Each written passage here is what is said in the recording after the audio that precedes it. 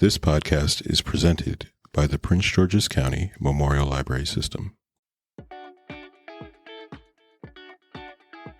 Hi, I'm Heather. I'm Hawa. And this is our podcast, These Books Made Me. Today we're going to be talking about The Skin I'm In by Sharon Flake. Friendly warning as always, this podcast contains spoilers. If you don't yet know who lit their classroom on fire, proceed with caution. We have special guests with us this week. Could you introduce yourselves? Hi, I'm Kiana. I'm a librarian who has been an avid reader for most of my life. Hello, my name is Tamika. I'm also a librarian, and I love picture books, Funko Pops, and vinyl record. All right, so thank you so much for joining us today. I want to start off by asking, what did this book mean to you? Was this your first time reading it? Have you read it before? And how did the reread compare to your memories of reading it when you were younger? This is not my first time reading The Skin I'm In. I actually read it, I don't know what grade I was in, but probably 8th grade. And it meant a lot to me because I am a dark-skinned Black woman. And this book was about colorism and dark skin. So it meant a lot to me just to see myself represented. But the reread of it, I don't actually remember much from reading it the first time, but rereading it the second time, I caught a lot more. And it felt really good to reread it. This was my first time reading the book, and I wish that I would have read this when I was younger. It just reminded me of how cruel people really are in middle school, and to let you know that I'm not alone. Yeah, kids are so cruel. Oh my gosh. But yeah. This was my first time reading the book, even though I had definitely heard of the book, and I definitely wish I had read it when I was younger. Yeah, Kiana's actually the one that suggested that we do this. So shout out to you, Kiana. Thanks. Yeah, this was not my first time reading it either, but I did not read this one as a kid. I read it when I took a YA literature class, and it kicked off my rabbit hole of the two Sharons. I went through a phase where I read all of the Sharon Flake and Sharon Draper books, and I just thought they were so great. And on reread, I still just think this is a really powerful book, and she just is such a good observer of what it's like to be an adolescent. It just rings so true. Agreed. Now Tamika's going to read us our plot summary. Maleeka Madison is a 7th grader at McClinton Middle School. She's singled out, teased, and bullied for being too smart, too tall, too skinny, too poor, and too Black. Maleeka has hitched onto the coattails of Charlize, a popular and intimidating girl who has also lost a parent and lives with her shoplifting older sister. A new teacher, Miss Saunders, begins teaching English at McClinton, and her radical acceptance of self is life-changing for some of her students.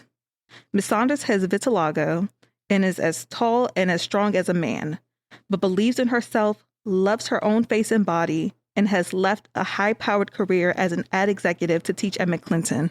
Miss Saunders takes a strong interest in Maleeka, sensing a kindred spirit, and sets out to keep Maleeka from slipping through the cracks. Maleeka resents the attention from Miss Saunders and feels like it is only making her life harder, especially with Char, who hates Miss Saunders and is upset that Maleeka is starting to exert some independence from her.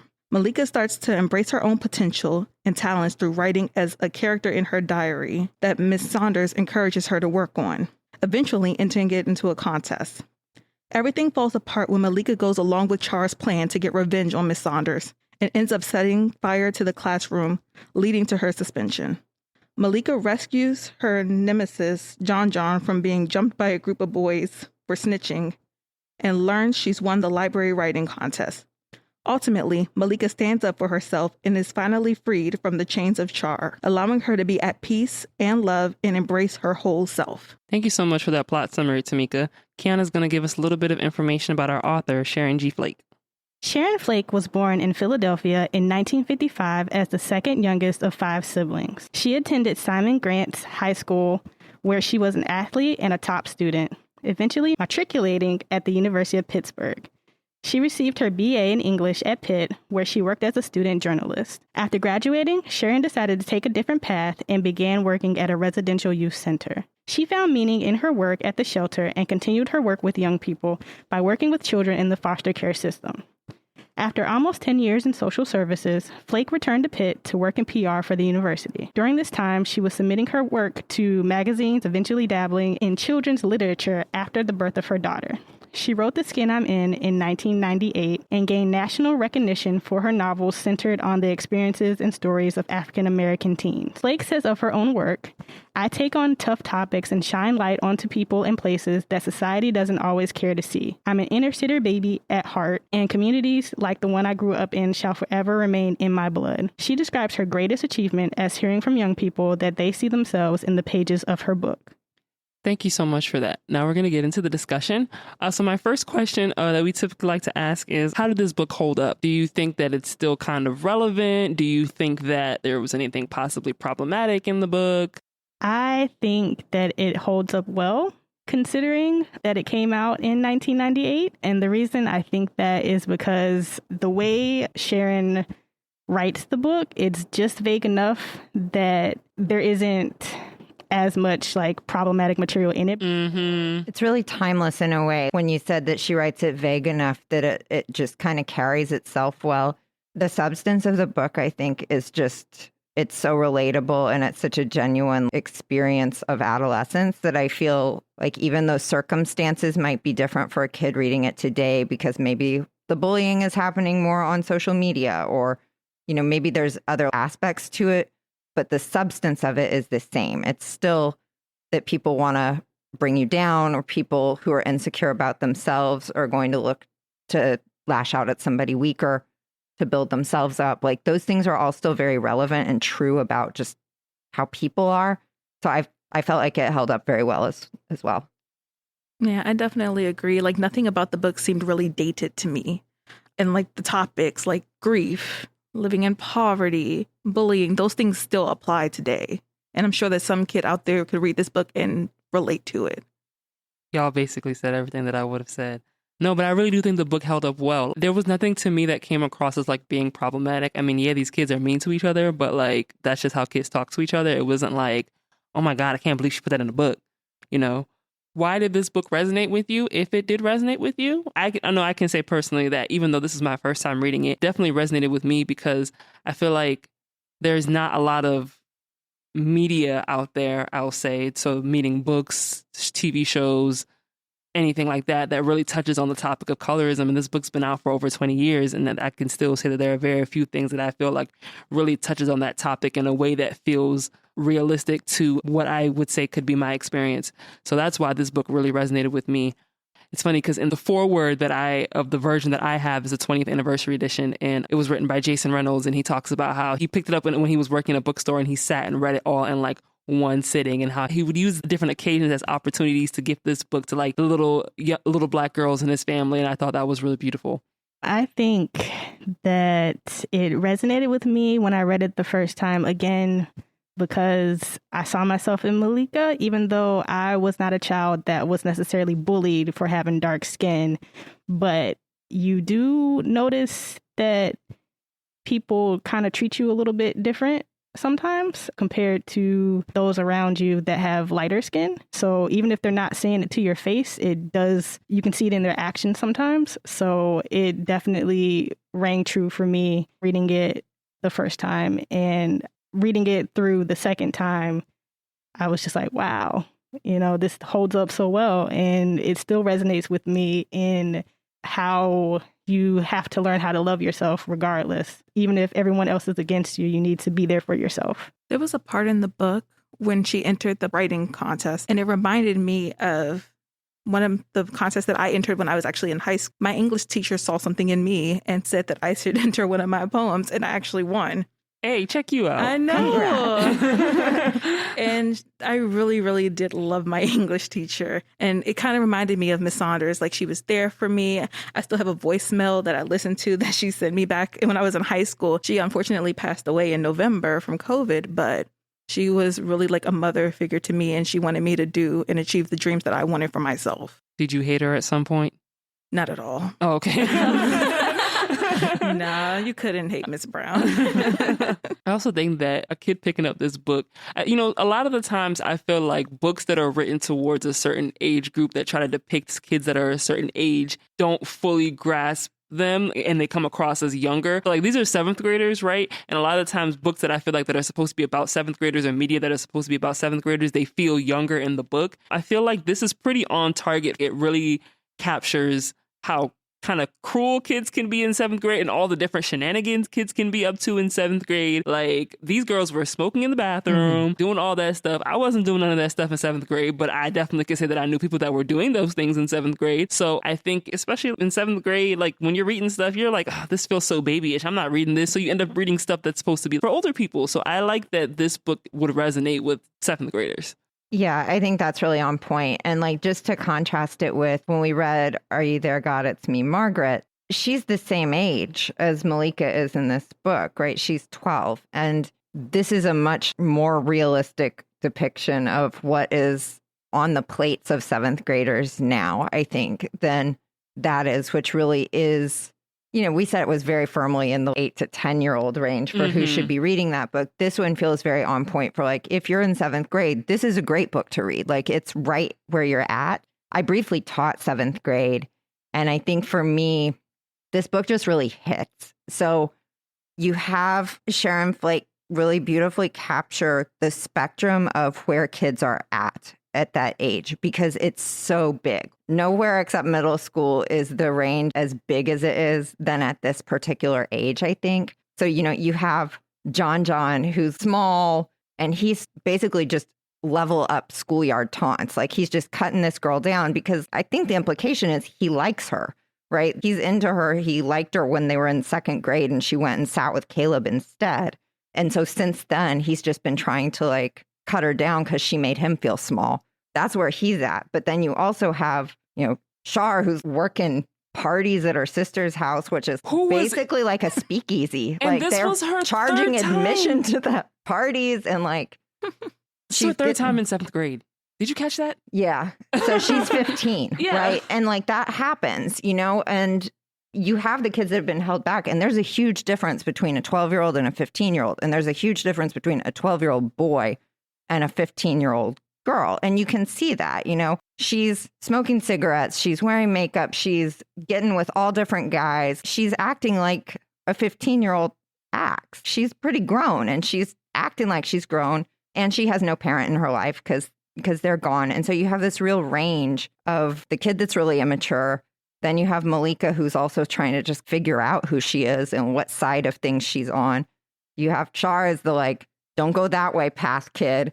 And you have Caleb as the opposite of that, but he's also more mature than the other kids. And I think that really is great, because so much of what goes on in middle school is about those disparities in maturity, the different stages that everyone's at physically, emotionally, hormonally, plays in so much. And she really captures that very well. And I feel like that would be so relatable to any kid, because you are one of those types. She writes the characters really believably, and, you know, it would be easy to make those stereotyped and not have any depth to them. But even the kids that are like hard to like, you know, you're mad at John. He's mean to Maleeka all the time. But by the end of the book, you really get where he's coming from. And it's a place of insecurity, and it's a place of feeling small, and it's a place of walking down the street and now you're getting jumped by these guys because they can. Char the same way. It's like, she's got a tough life, right? Her sister's not in any position to be raising a child. She's barely past being a child herself. So you can empathize even if you know that the characters are doing things that are not likable.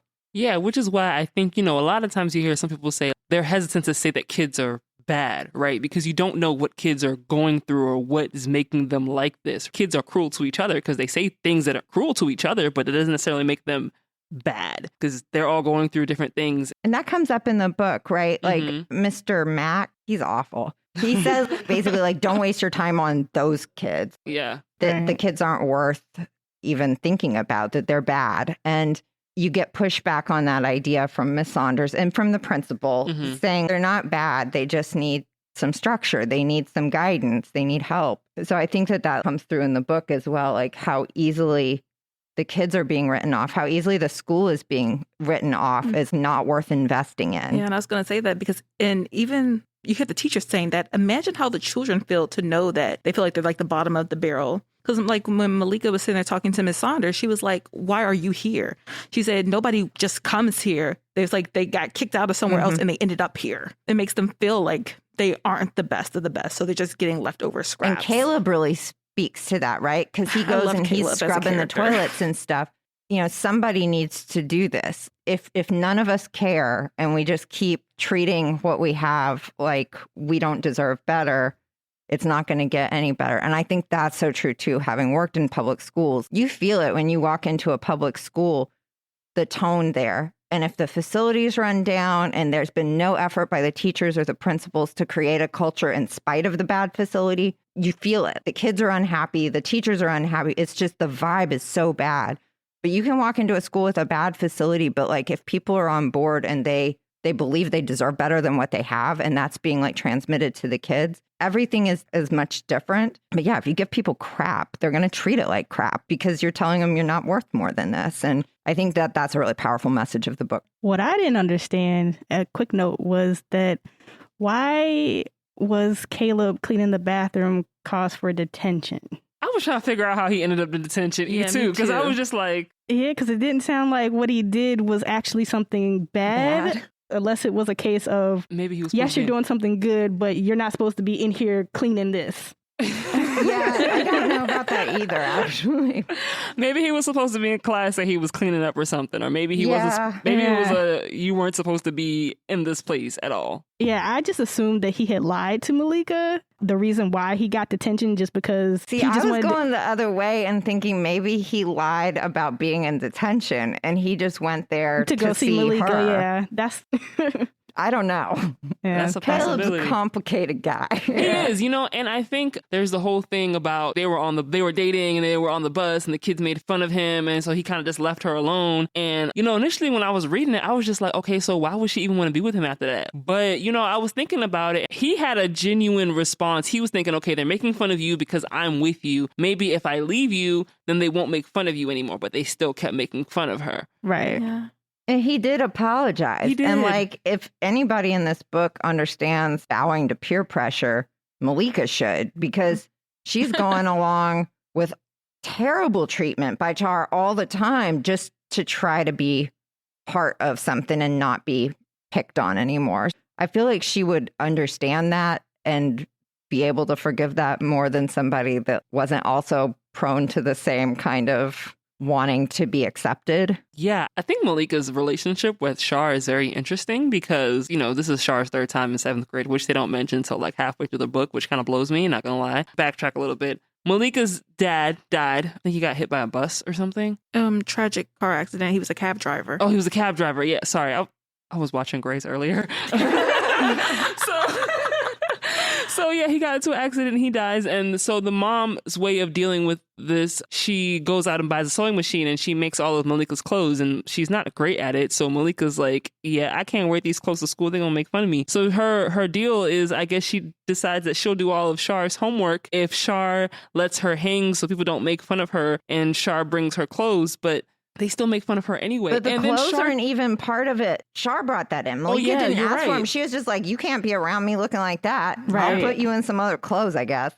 Yeah, and then there's the one time in the hallway where she's like, girl, if you don't go take off my clothes. I'm just like, why are kids so mean? Like, she's like Harriet from Addie, but times 100. It's awful. They even brought up the slave relationship at one point and it was just like, oh yeah, you're right. Yeah, and it's just like, why are you subjecting yourself to this behavior? Yeah, it just hurts your heart. But they're also because it seems like they're still making fun of her with her mom. That was one part where I just am not sure what Sharon Flake wanted us to think about Maleeka's mom. The dad dies, and then the mom is described as basically being catatonic. She's so depressed that her child is having to, at a very young age, she would have been 9 or something, right? Brush her teeth, feed her. She is keeping her alive, right, for a good long time before she kicks in and buys a sewing machine, which is a pretty strange coping mechanism, honestly. And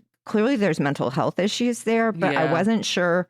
Are we supposed to feel very bad for her mom, or are we just supposed to view this as man, Maleeka's life really sucks. Look at all of this that she had to get through.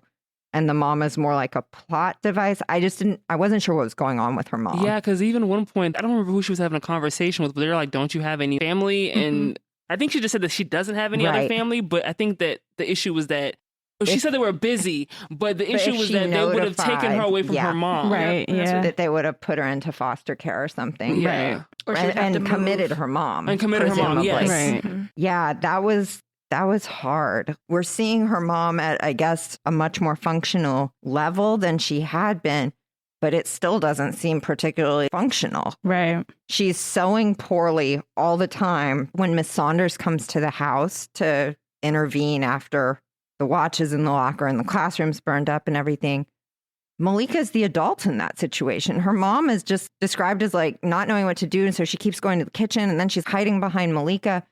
And so even at her most functional, something seems really off. And Maleeka says something like people thought her mom was crazy or they think something's wrong with her. But I'm not sure what that is. It was really hard for me to get a handle on that character and what was going on with her, other than just it made me feel really bad for Maleeka because she's been parenting herself for a really long time. And poor thing.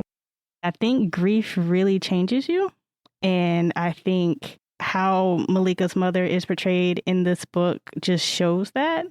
And that sometimes you kind of bounce back from grief, but sometimes you don't fully come back from grief. And I think that depiction of her mother just kind of showcases that without actually fully saying it. Maleeka does mention it when they have the discussion about Romeo and Juliet and how grief changes you. But I think it really just kind of showcased that once her husband died, like that was it. She couldn't function. And she's still kind of not really, as you put it, functional. So it's just grief.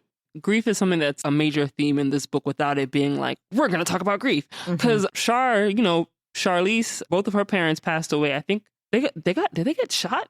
Did they say how they died? I just remember them saying Juju had to like raise her. Sorry, I'm reading The Life I'm In as well. So I think they get into how her parents died in that book. I think they got shot. But they died at the same time, I think. I think it was something tragic like that. But yeah, so she lost both her parents and now her and her sister are just kind of like out here just trying to survive. That's just another different way of showing grief. Her sister has to do what she has to survive. So she steals all these clothes and has all these ridiculous parties to kind of get by because that's how they're going to make money. It's not mentioned in this book, but in the other book, in the second book, which is focused on Charlize, it talks about how her mom was trying to encourage her to go to school. So she went to like community college for a little bit, but then like she ended up dropping out after her parents passed away. And so there really wasn't really much for her to do, but for her to start having all these extravagant parties and stealing things because she was only 23 and she was saying how everybody gets kind of figured like, that Juju was there for Charlize, but nobody was like... She would have been really young. Yeah,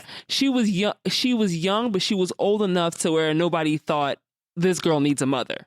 I thought that was interesting to read because it was almost like she was forgotten about in a way. Well, I mean, credit to her because she is keeping them afloat financially. Yeah. I mean, maybe not in the best way, but you got to do what you got to do to get by. And she's keeping food on the table, at least. Yeah. I mean, that would have to be just tremendously hard to end up being responsible for your younger sibling with no help at all. Right. I felt really bad for Shar, though, when at the party, when she was like, I hadn't been to sleep all night and she tried to take a nap. And then Juju was like, I don't pay you to sleep. I pay you to keep the drinks coming. Well, and it seems like everything... Oh, no, she's not 12. She's like 15, but at 15? Yeah, but still. And clearly, like, when Maleeka gets to the party, the one guy is coming up to her and like, you want to dance and everything. So you can imagine that Char's had some not great interactions with men at these parties. And like everything from Juju seems to be centered on money. She's trying to keep Char in school by saying, I'll give you $400 if you don't get held back again. That seems to be the only way she can process things is just it's money. Well, I am taking care of you because I give you these nice clothes and like I'm paying you to do this thing, but it's all very transactional. I don't think there's much nurturing there. And then when she goes to the school to confront Miss Saunders when she's failing and in trouble and stuff, she seems to be trying to take care of her sister, trying to push her through, but just kind of in all the wrong ways. It's like, okay, well, these are the things a kid needs to do. She needs to get out of this grade. She needs to go to high school. She needs to pass her classes, but she's not really getting what's going on here. She's not concerned enough about why none of those things are happening. She's just trying to make that happen. I don't think Juju realizes that Shar acting out is a symptom of grief. And she's not really trying to see that. She's, of course, blaming the school for Shar not passing or being held back and whatnot. And again, we don't know when Charlize's parents were killed, passed away. So we don't know how long that's been going on. But clearly her acting out is most likely stems from the grief of losing her parents. And nobody is recognizing that from Charlize. Yeah, there is just a lot of grief in this book. Because I would say, like, even Miss Saunders, there's grief on her part. She has this grief for her community and her neighborhood that's, you know, spurring her to action, right? She's leaving this career that she's very good at because she thinks this is important to give back. But, like, you can tell she's just sad for the students at that school. And she's sad that they aren't getting better than what they're being given from these teachers who don't care and from a school system that doesn't care and from people that have already like given up on these kids. You know, it does make it seem like she and Ty, the teacher that's her friend that's also good, are the ones that like really came back, you know, instead of just getting out and getting gone. No, I think that's a good point because you know, there's the part where Maleeka's in the office and other teachers are like complaining about, they don't say her name, but we figure that they're talking about Miss Saunders. And it really kind of made me wonder, like, I see why the kids don't like her. What are the teachers complaining about? They're saying, oh, people are calling up here complaining, saying that she's giving too much homework, da da da da. And I mean, it's one thing to say that, oh, okay, this is what the parents are saying.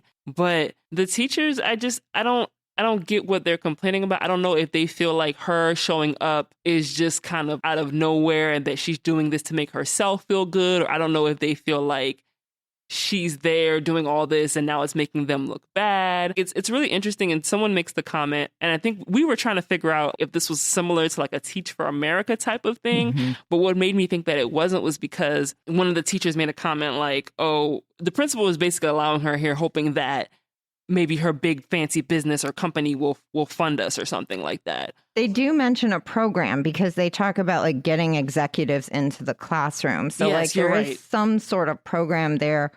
Yeah, it's a little vague, but it does sound like there's some sort of organized program in this school district to try to encourage people from non-teaching fields to come and teach. Yeah, it says that the company has a new program which gives her a year leave of absence to work in an inner city school. Yeah. Another thing that I didn't realize until later in the book, they never really said how old Miss Saunders was until later in the book when it said that she was 40? in her 40s and she had already traveled around the world and, you know, she was tired pretty much. She didn't have much to live off of, like, for herself. It was, I'm good at what I do. I was top in the company the last 6 years straight and I want something more to give back. And that's just kind of really what I got from this. And she was like, I want to teach. And then Maleeka said, is this what you really want to do? She said, yeah, I think teaching is it for me. Because Maleeka asked her if she was going back to her company. And she said, no. She said, yeah, teaching she burned is it out, for me. Right. She said something really profound. She felt this weight of, I had to be perfect. I think it's when she's talking to Ty. Mm-hmm. And Ty's telling her, like, you got to chill out. You're pushing too hard.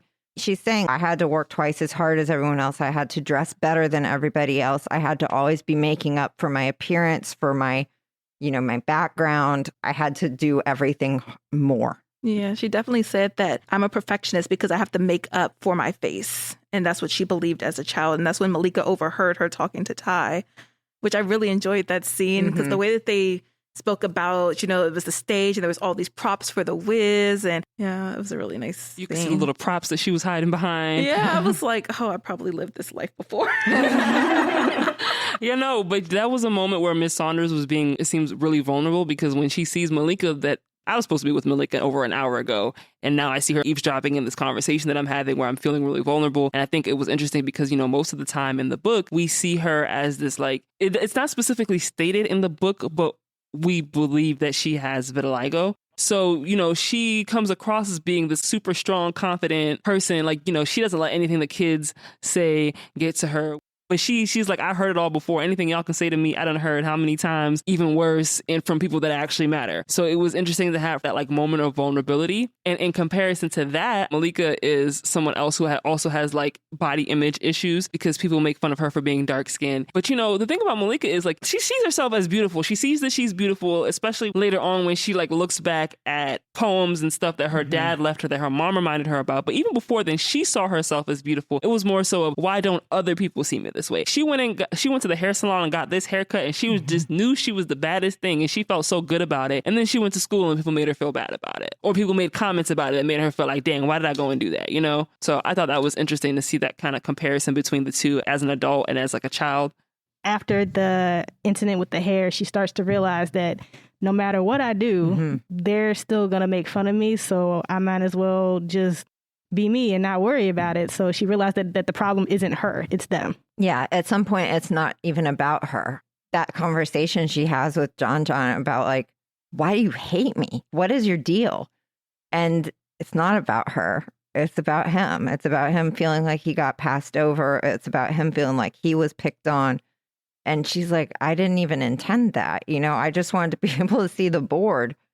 But when you're primed to see everything as directed at you, you know, he internalized that and just was on her, trying to make her feel as bad as he felt in that moment for years now. Like, he really did not let that go. He's a one heck of a grudge holder. It's interesting because so that whole reason why that he picks on her for so long isn't revealed until later on in the book. But in the beginning of the book, it's mentioned that John and Maleeka are pretty much the same skin complexion, and he's always getting on her about being dark skinned. So I guess, like, you know, in this conversation that he has with Maleeka, he kind of just expresses like, you know, I feel like you picked the light skinned boy over me. And she's just like, it wasn't even that deep.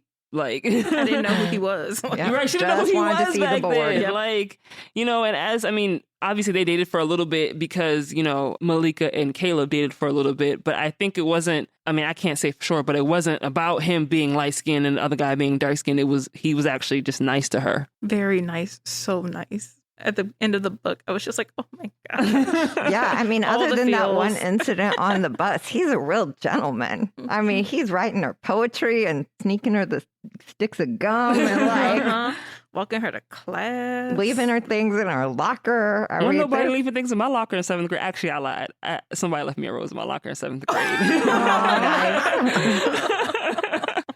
I think even like the incident on the bus where he kind of is just like, yeah, I'm gonna leave you alone. I think it was really realistic. It may sound crazy for me to say this, but I like that happened because it really shows how much peer pressure at that age can really just have you leave things alone that you really enjoy. And right? Even a good kid, right? Yeah. Like, Caleb is definitely depicted as a good kid. He like, does community service. Good heart. He wants the best for everyone. He just made a bad choice in the moment. He made the weak choice, which was, I'm going to save myself here. I don't want to get made fun of, too. I'll go sit up with my boys. And sorry, Maleeka. What was the name of the kid who stood up for Maleeka in class? Because I guess Jeremy. Because I guess John was going a little bit too hard. Because, you know, I guess Maleeka was that kid that everybody made fun of a little bit, but John was just going in, and the kid was like, yo, why you always getting on Maleeka? Like, what's your problem? What's your deal?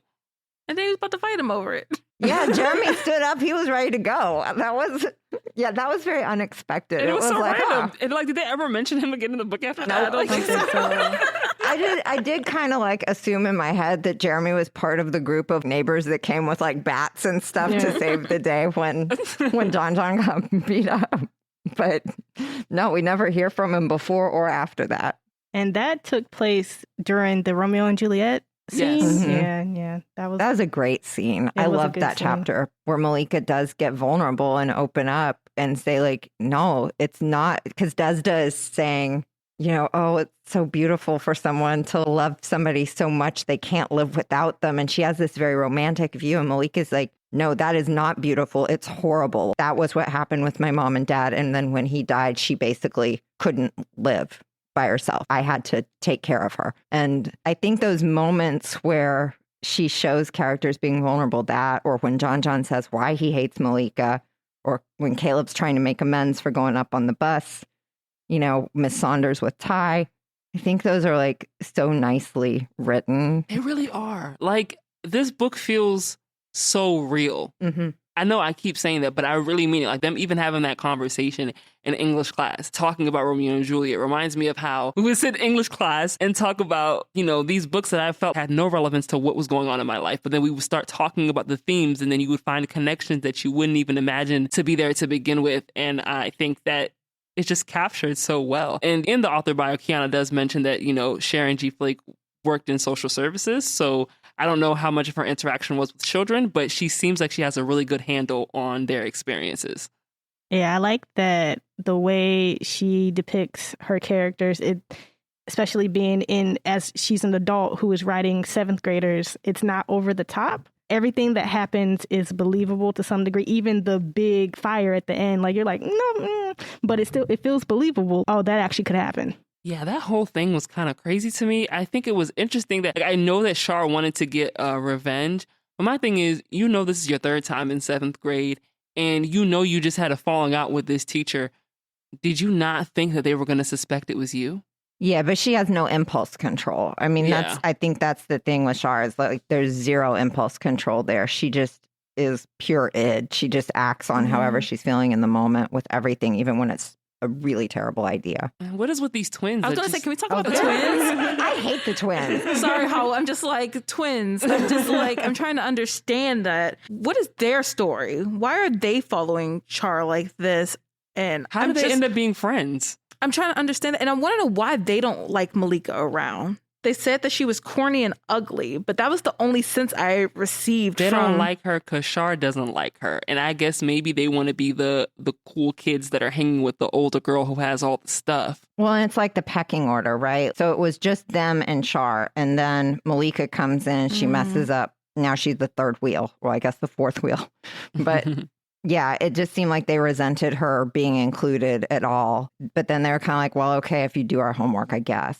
Right. Yeah. I also wonder, too, if Char being as old as she is in this book, I was actually kind of surprised that nobody made fun of her for getting held back 3 times. That's a good point. I think they were all just scared of her. Yeah. Because she's threatening people constantly in the book. It didn't matter who it was. Nope. Everybody was getting threatened. Boys, girls, adults. Teacher, it didn't matter. I just remembered that Char was kissed up on somebody else's boyfriend in the hallway and was going to let Maleeka get beat up for it. She did let her beat up Didn't for say it. nothing. Just sitting there like, you weren't there for me this time. I'm going to see what happens to you. That is wild. But also, would that have happened at my middle school? Absolutely. It did, though, with her being 15. Then it was, once that was revealed, I was kind of like, that's kind of weird that she's messing with a 12-year-old. Yeah. Yes, Kiana and I were having the not same great. conversation. And also, now that I think about it, but yeah, Kiana and I were talking about it. Like, it's kind of weird that she's like crushing on all these younger guys. But that seems like a power move, too. I don't think she's even really into him because it's like she only is into Worm so she can get him away from Daphne. And then as soon as he ditches Daphne, she's like, I don't want you anymore. And she's on. But then she's Caleb. also kind of, into Caleb, because Caleb wants Maleeka. Yep. She only wants somebody who wants somebody else or has somebody else. And then I guess she kind of thinks of it like, well, if he like her, he got to like me because look at me and look at her. Yeah, everybody knows Caleb's gorgeous. Right. It's said multiple times. Right. But also, I wonder if she thinks, obviously, us as adults, we're looking at this like, yep, that's that age gap. I mean, it feels small, but it's actually large. Because developmentally, like, that's a big difference between 12 and 15 or 13 and 15 even. But I wonder if because she's been held back so many times in 7th grade, mentally, she feels like a 7th grader. I don't know. And I also get the sense, maybe you can speak to this with the book that follows her, that we're supposed to feel like all of these things that Char's doing, like the guys and everything else, she's just craving something that she can control, some kind of attention. Like she's trying to exert some kind of control over her life, which is spiraled completely out of her control with her parents dying. And she's just in chaos all the time in her home life. And so all of these like power plays she's making, including with the boys, I feel like it's just it's something she can control. She's not good at school. And at this point, she's not going to put the effort in to be good at school. So instead, she makes somebody do it for her. Like, it's all just kind of, this is something I can be in control of if I'm just mean enough or hard enough or, forward enough, I guess, with the guys. I think it's an image thing because I'm going to reference this book again. I'm sorry. I'm reading The Life I'm In. And there's a part where they're on the bus and they're asking each other. So they're basically playing like Truth or Dare. And one of the questions that somebody asks was like, when did you lose your virginity or something like that?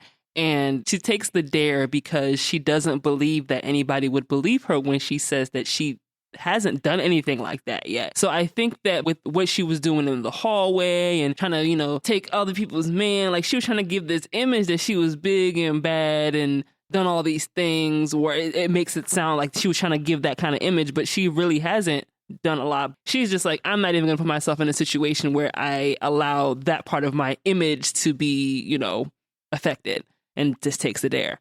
On the bus On to the Alabama. On the bus To to see her Alabama. grandparents. My grandparents are from Alabama, so it's always funny. Yeah, she's interesting. Yeah, she's very interesting. And Yeah. I think Maleeka's also an interesting person because she just wants to be accepted, But we did talk a little bit about her writing. So she starts with an assignment that she's supposed to be doing with Desda, but she ends up writing the whole thing. I think the teacher gives them like a Dear Diary type of assignment. So she writes in this diary as Akilma? yes, a slave girl named Akilma as she's being brought over. And at first, I didn't really see the connection, but I'm like, oh yeah, like she gave the girl the name that's similar to her name. She's even reflecting about things that kind of has gone on in her life, because that's when we get the sense of, why does everybody see me this way? I see myself this way, and even down to the relationship with the boy on the ship. And it just added another level to the story, I think, that I almost kind of forgot about until I tried to reflect. It's kind of meta, right? Yeah. I think that that's the word. Sharon Flake's kind of giving us, it's a story about the power of being able to tell and own your story in some way, right? These kids find vulnerability in the English class when they're talking about stories together. And that's where they're sort of able to reveal these pieces of themselves. Miss Saunders finds real power in opening up about herself and what she's been through and why she's made these decisions. And you see Maleeka processing a lot of what's going on in her life via this assignment that Miss Saunders very pointedly gives her, right? It's like a one-off thing. She pairs her with Desda, who's a very sweet girl. I love Desda. I want to be her friend. She makes delicious sounding food and seems like just a sweetheart. But she pairs them together specifically to get Maleeka away from Char and the twins and sort of bad influence kids. And then she recognizes you have a real talent, you have a gift, and you should keep working on this. I'll give you guys extra credit if you keep working on this, which gives Maleeka sort of the out to keep doing it for herself, because she's not doing it for herself. She's doing it for extra credit. Right. And so she keeps doing it. And it's this really cathartic thing for her, to the extent that when she gets sexually assaulted by those older boys, she expresses very clear PTSD. She can't stop thinking about it. She's crying a lot. Lots of things are triggering, flashbacks, essentially. Isolating herself. It was just a very sad chapter. Man, that one was spot on for me, too. That was the same age I was when I got assaulted. And it's that just hit, and having that little diary where she can write in a different persona, maybe the persona of who she wants to be or who she really believes she is that other people don't see, to try to process that was really powerful. And so I think Sharon Flake is trying to tell us as readers that stories are really powerful and writing is really powerful. And she's encouraging us as readers to write for ourselves and to find ourselves in these stories. It is very meta, in that she's writing a book to tell you that writing a book is very cathartic. And in the book, a girl writes a book, and it's all these layers. But I think there's real truth in that. And especially for kids that are readers, the act of writing can just be so powerful. Yeah. And her friend Sweets, right? I almost said Sweetie, like the rapper. Her friend Sweets doesn't go to the same school as her. So it's not somebody that I'm sure she talks to her friend about it a little bit here and there. But I think that talking to her friend wouldn't have had the same, impact on her as writing it out would have, especially when she can do it in this way where it's not just this is what's happening to me, but she writes it out in a way where it's creative, so it's kind of fun for her, but it's also still detailing what's going on in her life. And I think it must be hard for her to be going to school and not necessarily have anybody that's actually a friend. The version that I read was a 20th anniversary edition. So it's been a little over 20 years since this book came out. Do you think that things have changed, I guess, in terms of colorism, or because that's a huge part of this book? I'm going to say no, I don't think anything has changed, because I think that colorism is something that's not talked about often. This is probably one of two books that I can think of that really touch on the topic. And I think it's something that a lot of people don't really still have a full understanding of. I think, as Black people, we're dang, racism sucks. It's crazy. We acknowledge that racism is a thing. there are Black people who don't necessarily acknowledge that colorism is a thing, or they'll say that there's such thing as reverse colorism, and I don't believe in that because darker skin is not the ideal beauty standard and lighter skin is. I agree, which is why I struggle with this question, because I don't think much has changed in the last 20 years because colorism is it can be very subtle. It's definitely insidious.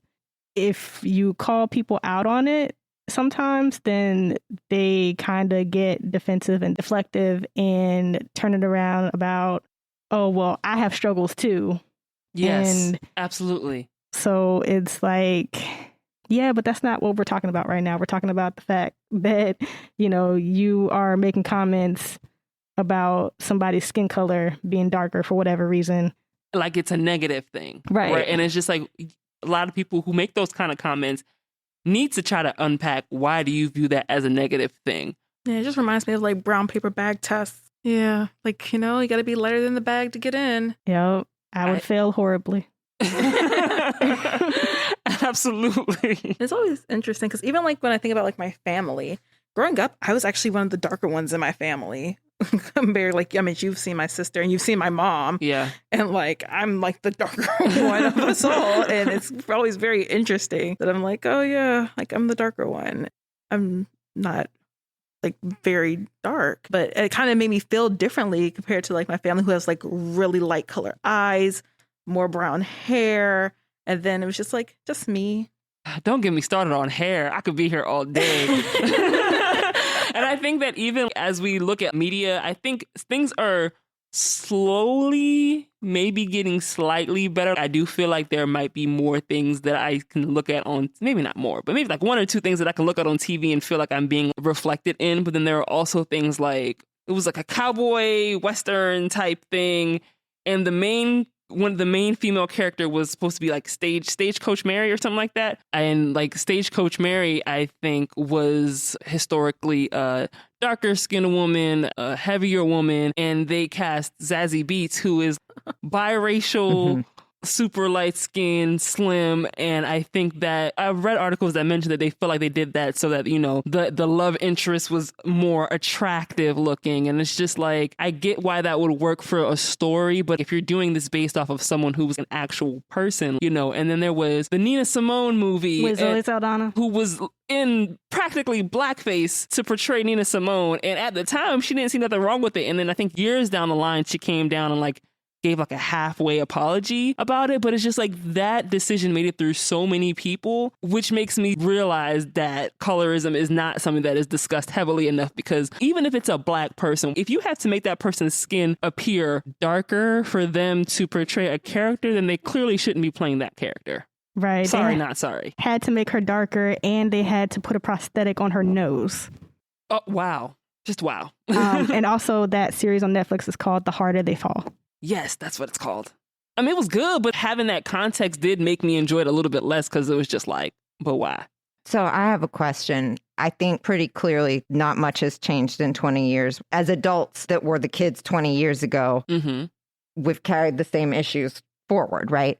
What about kids now? Do you think things are any better for kids now on some of these issues than they were 20 years ago? That's a good question. So I have a 14-year-old brother who is very dark skinned, and we always reaffirm that, he has beautiful skin. And I sometimes hear him on the phone with his friends and they're joking and they'll be like, oh, you Black, you this, you that. And, he'll say that to his friends and he's dark skinned. So that kind of made me think about like how John was making fun of Maleeka, but like, I think it's a different context because he's talking with his friends. They're joking. Granted, I don't make jokes with my friends like that, but kids at 14 joke about things that people my age wouldn't necessarily joke about in that context. It's something that they're definitely aware of, but it makes me wonder if it's something that is a target issue for him, but it's definitely something that kids are still aware of.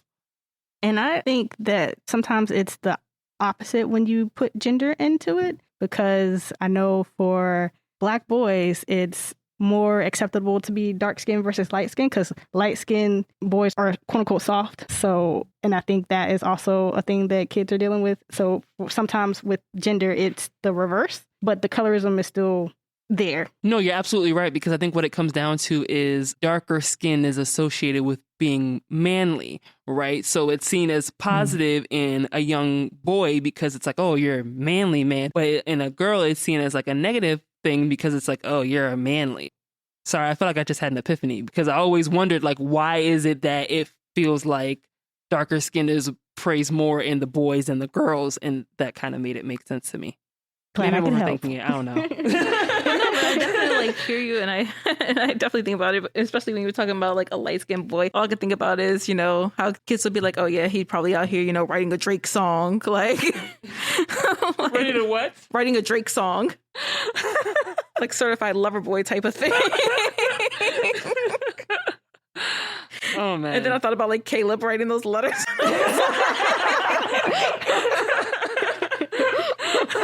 Oh man. Well, I don't know, did y'all have any last thoughts on this book? I just really hope that middle school teachers are still having their students read this book, because I really wish I read this book in middle school. I hope so too, because it was really good. I think I would have loved it even more in middle school, because I would have been like, it just felt so, you know how sometimes you feel like people are trying to like really be hip and young with the cool kids. It wasn't trying to be like that. It was just, I said this again, I'm gonna say it again, real.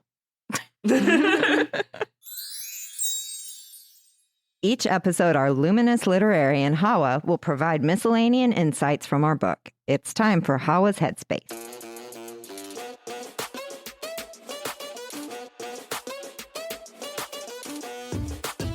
Hi everyone, welcome to Hawa's Headspace, the part of the podcast where I literally say whatever comes to mind. Rereading The Skin Up Man really took me back to my middle school days. As a 7th grader going to Greenbelt Middle School, I lived close enough to walk to school, which gave me a little extra time to watch TV in the morning, usually jamming to MTV music videos or watching Power Rangers SPD. Sugar We're Going Down by Fall Out Boy is the first song that comes to mind. I still remember my first day of middle school look like it was yesterday. For the beginning of every school year, I got my aunt to give me fresh braids. My go-to style for that year was kinky twist. My entire outfit was picked out from Beltway Plaza Mall. If you know, you know. I knew I had to rock my brand new white and light pink high-top Air Force Ones. The year was 2005. Don't judge me, okay? Then I picked out light blue jeans from the store Rave, which I'm pretty sure no longer exists. To top it all off, I decided on a light pink spaghetti strap tank top and a white cutoff hoodie that hooked in the front and had angel sleeves from the store Rainbow, which actually is still there and it's gotten surprisingly bigger. Is this an outfit that I would wear today? Absolutely not. I also got my first iPod in middle school, which is wild because they just recently announced that Apple is discontinuing the iPod, so I'm basically old enough to have witnessed the rise and fall of an entire piece of technology. Well, folks, there you have it. Thanks for strolling down memory lane with me. Tune in next time to see what else is going on in this head of mine.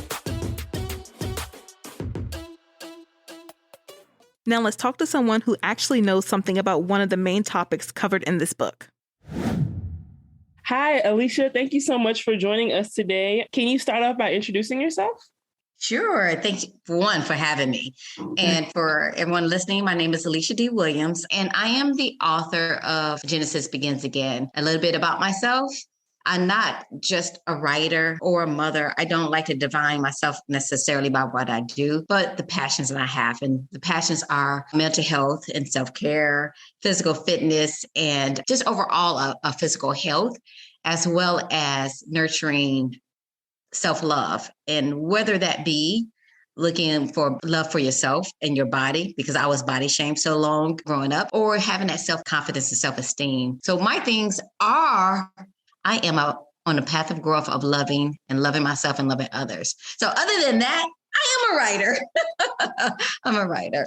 So for our listeners who aren't familiar with your book, Genesis Begins Again, can you tell us a little bit about the book? Sure. Genesis Begins Again is my very first book. And when I say that because I was so nervous on the reception that it was going to get. And it came out and it was so well received. So let me tell you, Genesis is a 13-year-old girl who hates herself. She hates her dark skin, her kinky hair, and the physical features of colorism with her nose and mouth and everything else. And she believes that if she's beautiful, like light-skinned mom, and have gorgeous long hair like light-skinned mom, then dad will love her and he'll do right and take care of the family. So she goes about having this burden of rescuing what so many children do, rescuing their families from the trauma. With that being said, we all have that thing that makes us unlovable. We all have that one thing that people have pointed out over and over again, or some of us have several things, and it's the comparison that family members tend to do. And you would be a little bit better if you were like more like your sister, or you're not as cute as, but you're okay. You got a great personality. These little things that get under our skin and stays with us for life. That is what Genesis has done. She found that thing that makes her unlovable, and she goes about trying to change it. What I really liked about Genesis Begins Again, I like that you touched on her family dynamic and how that impacted how she saw herself, because I think that a lot of the time, especially as it deals with colorism, I feel like colorism in the Black community is still something that people don't talk about enough. And I think that a lot of people don't have a good understanding of it, especially those who are what many may consider to be the beauty standard. So those who are lighter skinned. So I thought it was really interesting that she had a mother who was the ideal beauty standard to some people. Why did you think it was important to write a book that touched on colorism and the family dynamic? And what was that process like for you? I'm just going to say that I got lucky to stumble on this. When I started this story, I really didn't know what it was about. I just knew it was a girl who was being bullied. And I thought initially, because of her heavy set, being body shamed, as well as her colorism. And I was told that's so much in the book. So I had to unpack it. What is the heart of the story? And that's when I went backwards in developing the story and what I saw. Now, I, like Genesis, had a light-skinned mom and a dark-skinned dad. So one side of my family's light-skinned, one side of my family's dark-skinned. And I think the heart of self-acceptance for so many of us is what we get, like you said, from our family members. That's where it starts. And then it's the outer circle of, getting teased at school and then what other adults say about you. But it's the heart of the comparison I got from one side of the family to the other side. And I was never beautiful. I was always compared. And then I saw it on a wider range, of the family across the street that was all light skinned and had the one pretty brown skinned daughter, Sheila, but she was different. And then I thought at church, the way the older mothers were like, oh, you so cute with your little, I bet you so smart, but to light skinned ones and the favoritism. And then us brown skin and darker skin complexions was like, oh yeah, I like your dress. We didn't get the same affirmation. And so when I started digging into the heart of Genesis and what she was really struggling with, I tapped into those memories and like, colorism. Now, I'll be honest with you. I tried hard not to make it about colorism.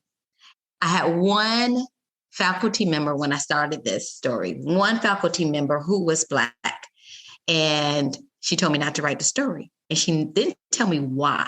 And I thought, okay, fine. It's horrible. I'm putting it away. I put it in a drawer. I'm like, okay, let me work on something else. So my last semester, I had an advisor who was white. So she said, hey, I heard from your second advisor, another advisor was white. She said, you need to work on this story. I said, no. I was told last semester not to work on it. She's like, wait, just send it to me. I said, no, I'm going to put it away. I'm over it. It's okay. Let's move on. And she said, send me the story. And she said, I don't think it was the writing. I think it was the content. I think the content rubbed her raw.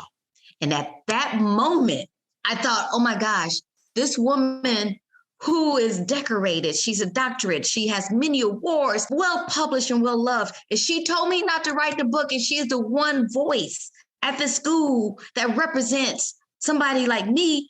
I can't write this book because we don't, like you said, we don't talk about it. We may dog each other out, and you Black so-and-so, you this and that, all of this, we will dog each other out, but we won't address the situation. So when I thought about writing it and completing it, there was that fear. My people are going to come after me if I put this out. They're going to tear me up because we don't do this. I worked in kindergarten, predominantly white school, 97% white, I want to say that. We get 1 or 2 Black or brown students. And this is a diverse Black and brown in that little 3%. And I tell you, no matter what the ethnicity, they knew that they were different. We had diverse colored crayons. They wouldn't choose a crayon. They knew their hair was different. They knew even our little Indian girl, she would not go in the sun. And I was like, why at 5 years old? Even though I knew the Clark baby doll experiment test still exists. I mean, the social experiment is real and alive still now. I was like, why in this 21st century? And that's when I said, okay, it's one thing about writing the story. It's another thing about finishing the story. And I said, they come after me, but I got to do it. And I got to do it as genuine and authentic as possible. And that's what made me finish that story. Wow.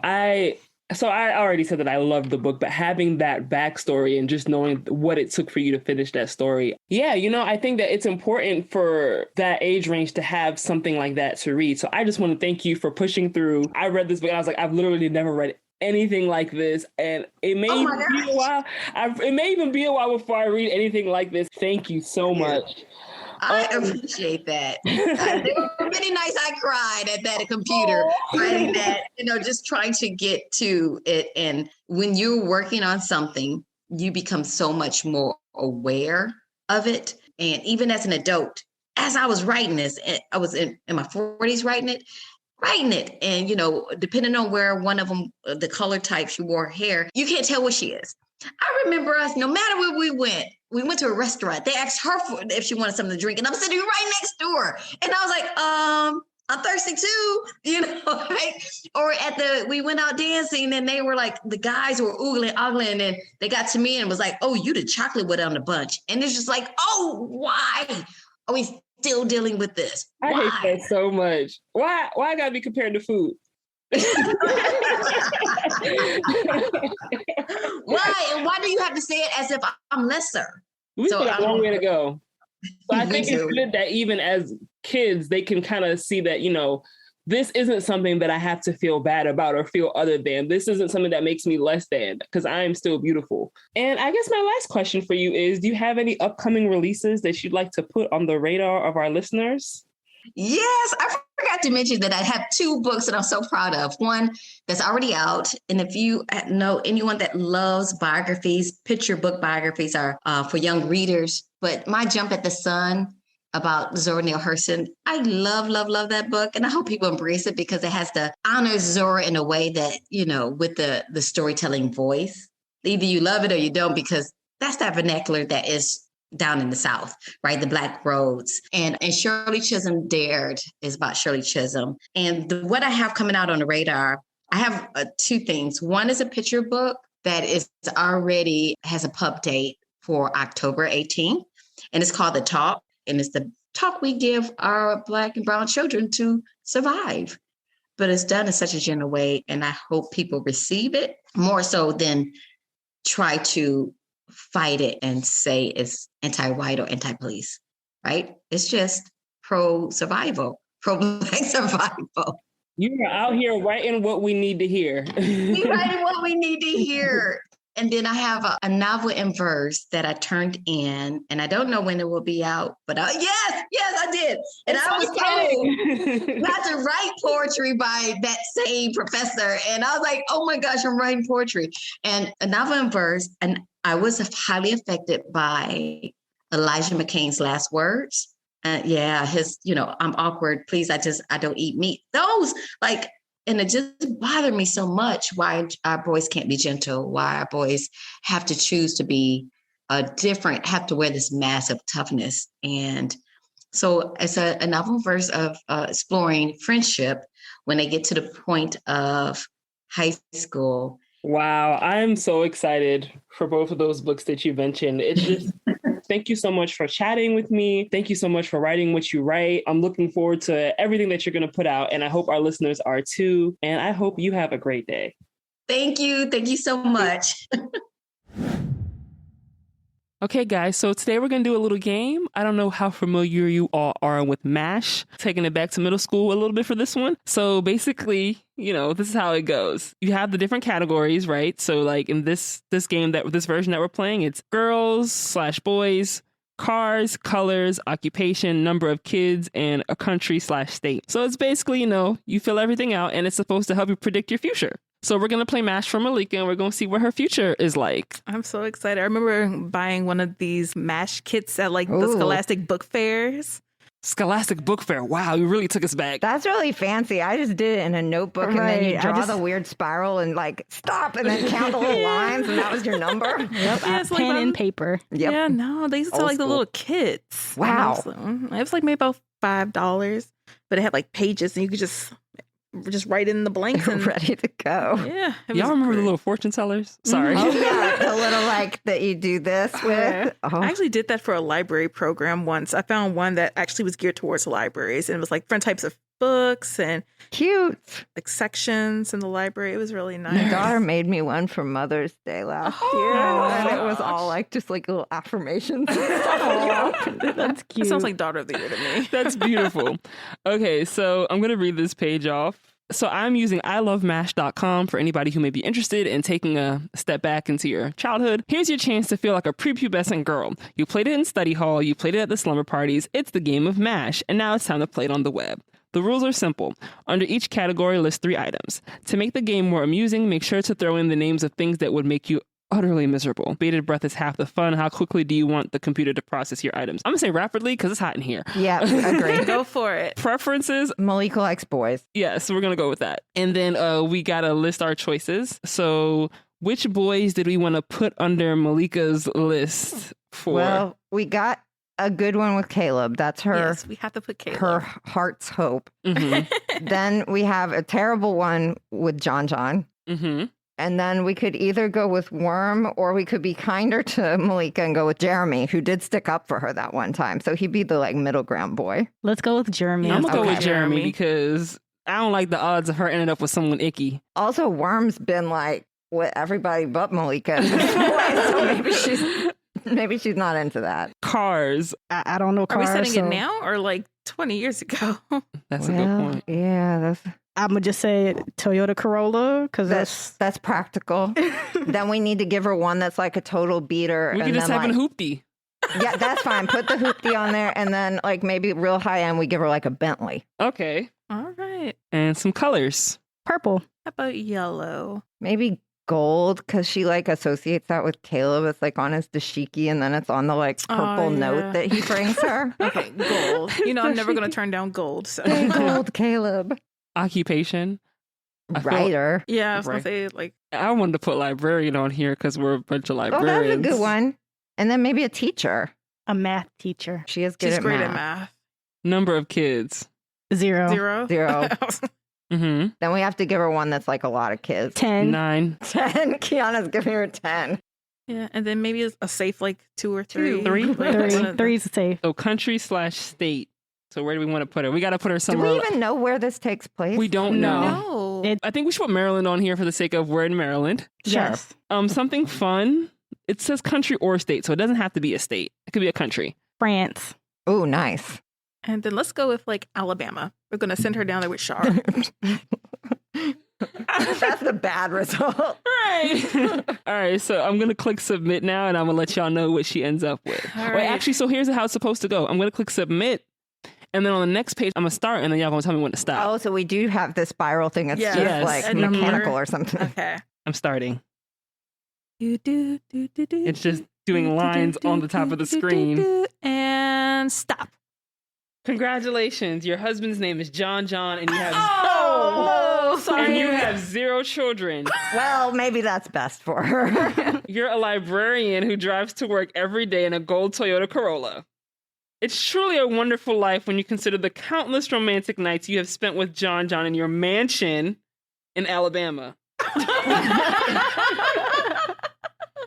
You know what's funny is that I did notice that it didn't give us the option to put a house, but I guess they kind of picked had their own options of a house and then just, Okay. yeah. Okay.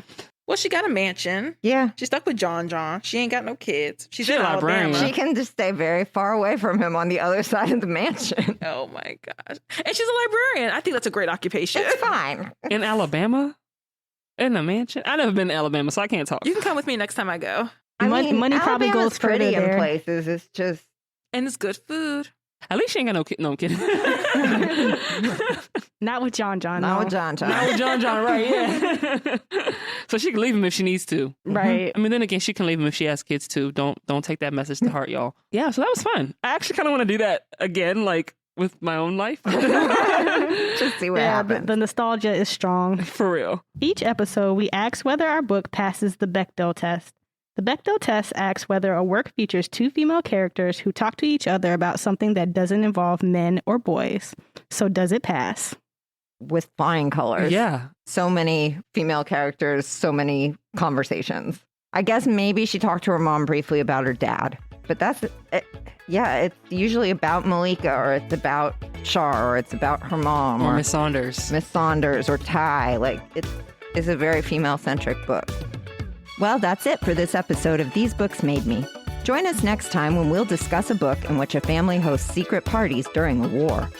If you think you know which book we're tackling next, drop us a tweet. We're at PGCMLS on Twitter and hashtag These Books Made Me.